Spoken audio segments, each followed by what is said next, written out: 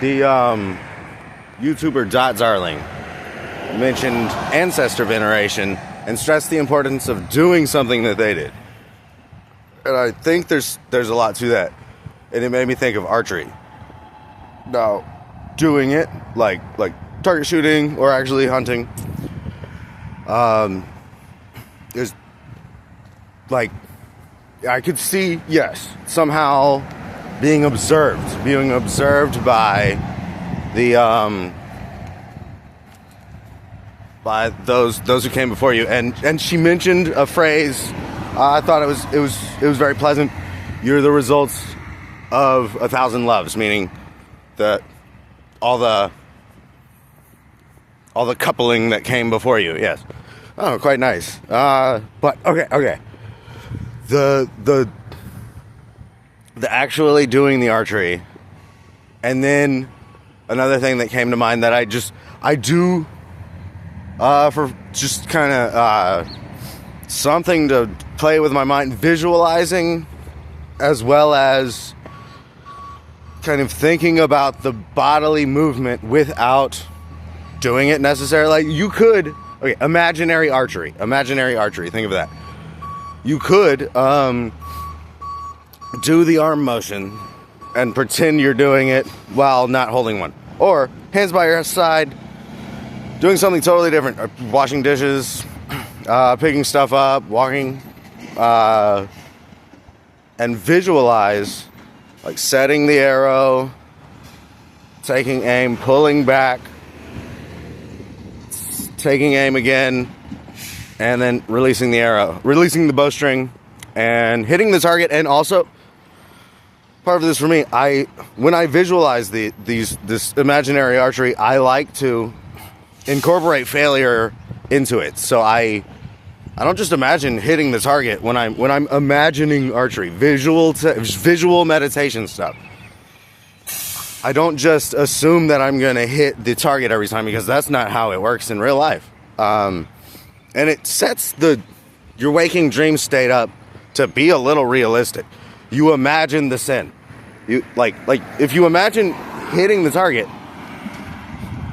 imagine a bad day. Imagine having a bad archery day. Like think of yourself doing your best to steady the arm and set the arrow, pull back, fire, and the wind takes it, or you just weren't steady-headed that time, something was off, your technique, whatever, any of those reasons.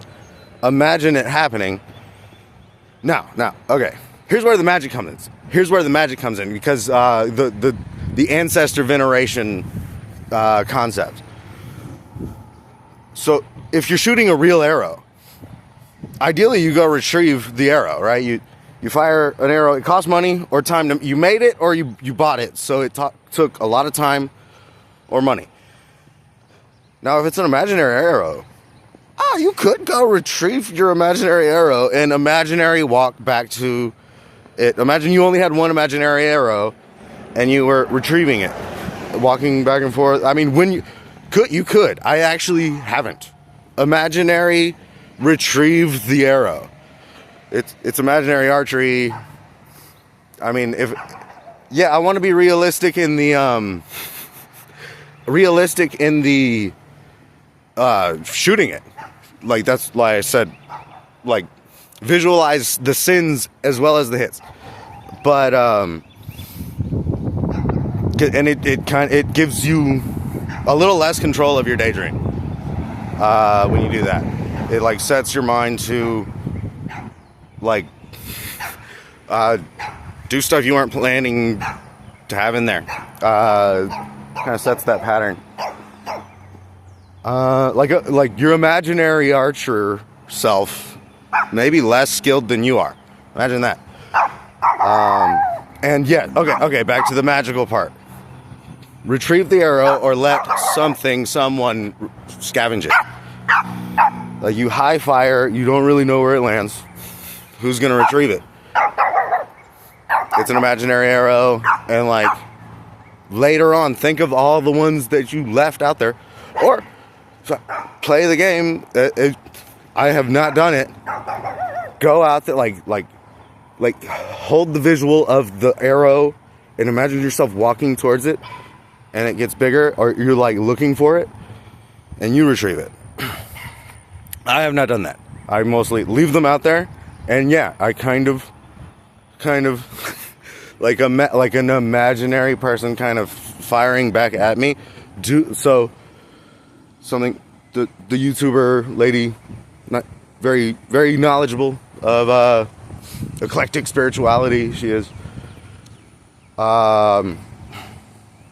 She said, "Do what your ancestors did."